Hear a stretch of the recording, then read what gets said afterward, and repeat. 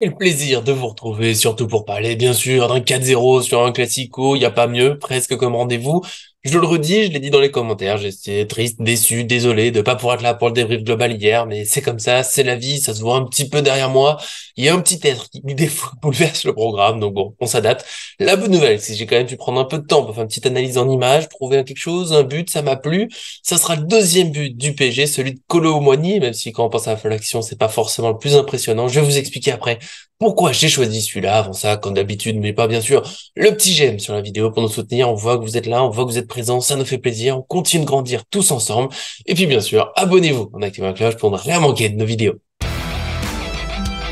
C'est parti donc pour le but de Kolo Muani. Il n'y aura pas beaucoup d'images, il n'y en a que 3 aujourd'hui. Petit menu, on va dire petit programme. Mais vous me connaissez, il y a toujours beaucoup de choses à dire. Déjà, pourquoi ce but, tout simplement, et c'est un peu dans le titre. En rentrant du parc, j'ai entendu quelqu'un dire ah ouais, bon, on a quand même eu de la chance sur le poteau de Hakimi pour que Kolo Muani marque. Et je me suis demandé, mais est-ce que c'est vraiment de la chance ou est-ce qu'il n'y a pas aussi, bah, on l'a amené, ce but, déjà un tir de loin, un tir de l'extérieur surface, des fois ça amène des choses. Et il y a beaucoup de choses pour amener ce tir et ensuite pour qu'il soit bien suivi. C'est pour ça qu'on va parler un peu de tout ça. Déjà, merci de base. C'est pour ça que j'étais déçu de ne pas être là hier. Je voulais dire merci à Luis Enrique. Il se passe des choses au PSG. Alors, ça aurait pu marcher, pas marcher. Il y aura peut-être des matchs ratés cette saison. Contre Nice, c'était décevant. Je veux bien plein de choses. Mais on a tous été un peu surpris en voyant la composition. Et puis surtout, on a vu là au fil du match. Alors, bon, je vais en parler aujourd'hui, mais vous l'avez peut-être déjà un peu vu. Hakimi, milieu relayeur droit, on en avait nous un peu parlé, je sais plus honnêtement si c'était en vidéo ou juste entre nous avec Arthur, mais Hakimi au milieu, est-ce que c'était pas un peu une option, en tout cas voilà, dans l'utilisation du ballon, qui soit là par moment, et il a beaucoup joué finalement.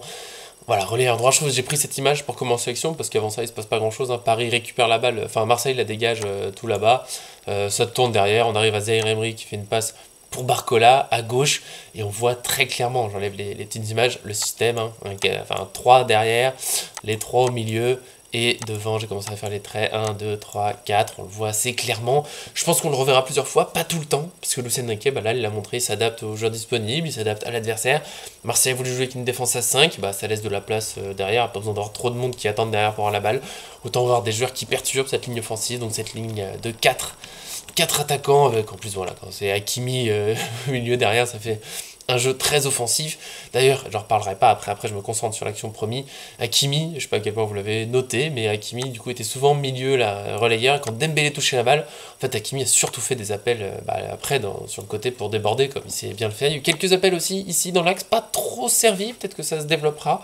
On verra, mais en tout cas voilà, une belle association tous les deux pour avoir toujours un joueur près de la ligne. Je pense que c'est le concept Luis Enrique, c'est aussi quelque chose que je fais pour être honnête.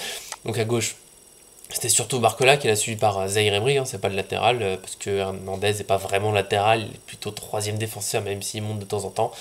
Et à droite, Dembélé qui touchera pas la balle, mais que je rementionnerai de temps en temps. Mais voilà, ce joueur très très loin. On va pas trop le voir là dans mes images, mais il y a le joueur qui est entre les deux, je sais plus qui c'est, Lodi, je crois, le piston gauche marseillais. Bah, sur l'action, il est un peu entre Hakimi, Dembélé, il sait pas trop. Est-ce qu'il doit monter là parce que bah, eux vont pas s'occuper de lui? Est-ce qu'il doit rester sur Dembélé? Donc il reste un peu sur les deux, ça laissera de la place. Déjà, je trouve ça intéressant. Du coup, toujours ce joueur sur le côté qui met de la confusion. Et ici, il y a Barcola qui aurait pu chercher à déborder, qui aurait pu rejouer sur Zaire Emery, mais voilà, c'est le type de joueur qu'il est, il aime bien percuter, il aime bien aller dribbler aussi, il peut le faire sur son pied droit vers l'axe, il va aller par là dès le contrôle d'ailleurs, très très joli contrôle pour éliminer le défenseur. Et à ce moment-là, bah, il y a déjà Hakimi qui va se placer un peu, Dembélé reste à droite, il y a déjà du monde dans l'axe, pas besoin d'y aller. Kolo Muani et Ramos lance pas encore tout à fait un appel, je pense qu'ils attendent, et on le verra après, il y aura la fin du dribble de Barcola, c'est là que tout démarre.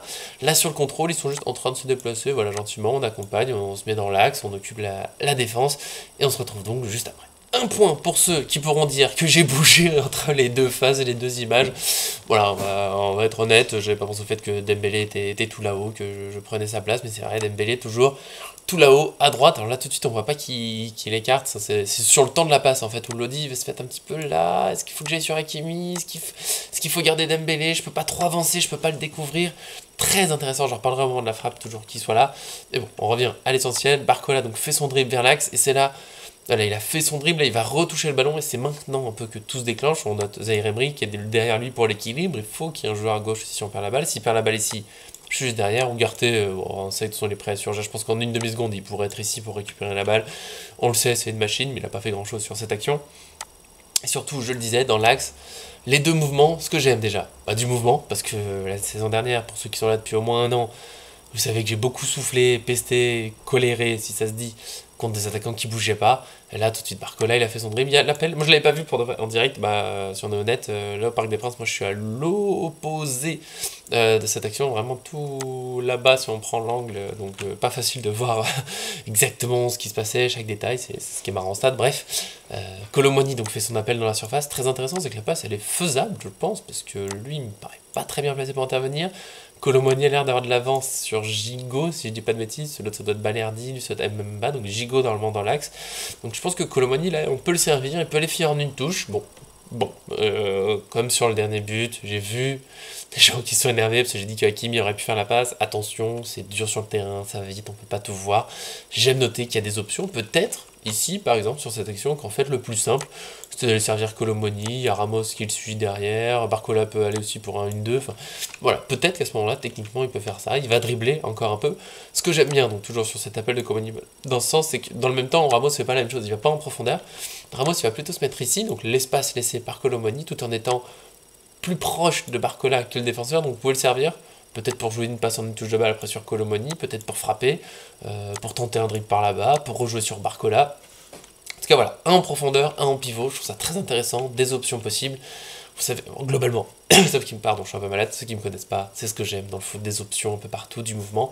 Voilà, donc encore une fois, peut-être c'était plus seulement en profondeur, mais bon, Barcola va continuer de provoquer par là, il attire un peu tout le monde sur lui, même ce joueur-là va revenir plus dans l'axe, ça va faire la passe assez simple sur Hakimi, et on se retrouve au moment de la frappe. Troisième et dernière image déjà de cette vidéo, ensuite j'irai essayer de survivre tranquillement face à la maladie, il va me falloir du courage, j'espère que que j'ai quand même pu être bien clair, voilà, en tout cas, Hakimi, voilà, il a fait, oh là là, c'est pas la bonne couleur, Hakimi, pardon, a fait son contrôle, il va frapper, mais encore une fois, vous me connaissez, on pourrait lui dire, il va tirer, mais non, moi j'aime toutes les options, Dembélé, toujours à droite, alors il s'est un peu écarté de la ligne de touche, parce que là, il y a moyen dans la surface.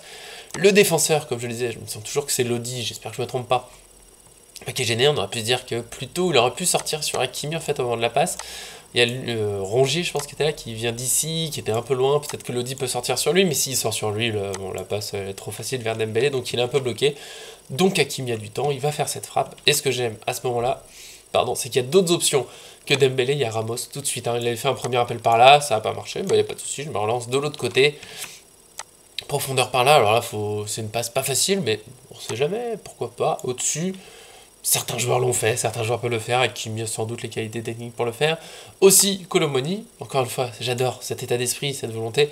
Il a fait un appel par là, il n'a pas été servi, il n'y a pas de souci, je repars, hop, dans l'autre sens. Et Hakimi, encore une fois, petite balle piquée par là, c'est peut-être jouable, premier poteau.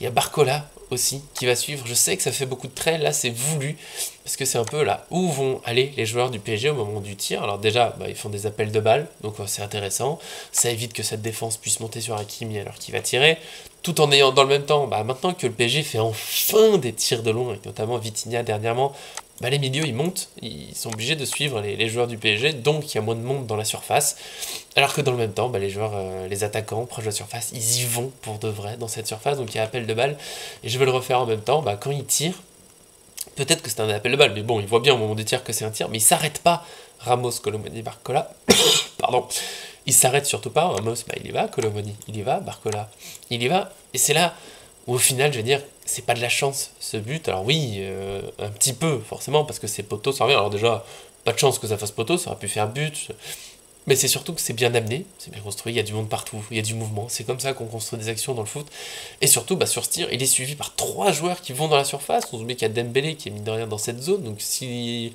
Hakimi avait tiré de l'autre côté et que ça fait poteau par là, c'est Dembélé qui est le plus proche, je vais faire d'autres traits, pardon, pour les tirs, mais voilà, allez, ça part par là, c'est plutôt Dembélé, là, à la limite, c'est plutôt un Marseillais, là c'est un Parisien, là c'est un Parisien, là c'est un Parisien. Voilà, aussi parce que Marseille défend pas très bien sur l'action, ils vont rester à peu près là, ils réagissent pas trop sur le tir, mais tant pis, là, si l'adversaire défend bien, même s'il défend bien, on va rajouter des traits, encore d'une autre couleur, pardon, il y a beaucoup de couleurs, mais je veux que vous compreniez bien. Disons que lui descend, lui descend, lui descend, il y a quand même, il y a des Marseillais, mais il y a des Parisiens, ce qu'on n'a pas assez vu les saisons dernières. On tire, on s'arrête, certains râlent, même au moment de centrer, certains n'y vont pas, donc voilà, il y avait du monde devant le but, il y a une belle position de frappe, donc Hakimi tire, même si encore une fois il y a d'autres options, mais moi ça me va très bien que les joueurs tirent, qu'ils tentent des choses, on n'est pas obligé de jouer toujours la meilleure passe le plus longtemps possible. Très bien qu'ils tirent, des joueurs suivent, ça finit sur un but, merci à ce PSG. Merci pour le match, j'ai pas pu le dire hier dans le débrief global. Et on se finira là-dessus, tout simplement. Voilà, moi j'avais envie de dire, oui c'est poteau, oui c'est repris par un joueur, le but c'est pas magnifique au final à voir, mais c'est une vraie équipe, donc c'est pas que de la chance. Il y a vraiment des belles choses, il y a un PSG très encourageant, bien sûr il faudra confirmer, c'est que 2 matchs contre celui de Dortmund, ils sont super enthousiasmants, il reste beaucoup de choses à faire cette saison, j'espère bien sûr que le PSG continuera dans cette voie, ce serait dommage de gâcher ce qui est en train de se construire, et j'espère aussi évidemment que ce sera avec vous, qu'on continuera, évidemment quand je dis vous, c'est vous, ceux qui regardent la vidéo, et qui vont laisser des commentaires, si vous êtes gentils, c'est pas la maladie. Comme vous l'entendez, il est temps que j'arrête, il est temps de s'en aller, il est temps de se dire au revoir, on se retrouve très vite, on va essayer cette semaine enfin de répondre aux questions. Si vous avez encore des questions à nous poser, parce que vous n'avez pas vu la vidéo FAQ, bah déjà elle sera à la fin, là il y aura le petit carré pour cliquer dessus, allez poser vos questions là-bas, à la limite posez-les ici, je regarderai un petit peu si vous en avez, mais évidemment allez sur la vidéo, ça sera avec un grand plaisir. On essaie d'enregistrer ça mercredi ou jeudi, en espérant que je sois toujours vivant. Sinon, sachez que je vous aimais. A très bientôt sur cette chaîne. Merci à tous ceux qui nous suivent. Gros bisous, de loin, parce que je suis malade.